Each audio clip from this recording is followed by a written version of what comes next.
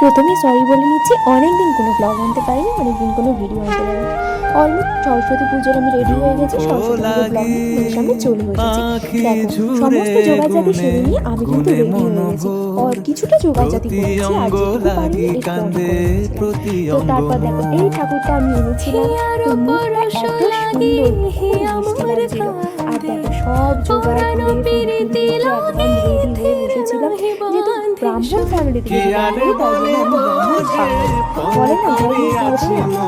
তো যাই হোক, অনেক কষ্ট আমার দাদু সমস্ত ধীরে ধীরে সরে এসে পুজো করে দিয়েছিল। দেখো জুম করে ঠাকুরটাকে দেখালাম, খুব সুন্দর। আমার এত আমি সারাদিন বসেছিলাম ওনার সামনে, এত মন প্রাণ জুড়িয়ে যাচ্ছিল। তারপর আমার স্টুডেন্টরা এসেছিলো, ওদেরকে খিচুড়ি ভোগ খাইয়ে ওরা বাড়ি চলে গেছিলো, আর আমরা তো অঞ্জলি দিতে দিতে 2টো বেজে গেছিলো। তো যাই হোক, কী করবো, বসেছিলাম, আমরা অঞ্জলি দিয়ে নিলাম।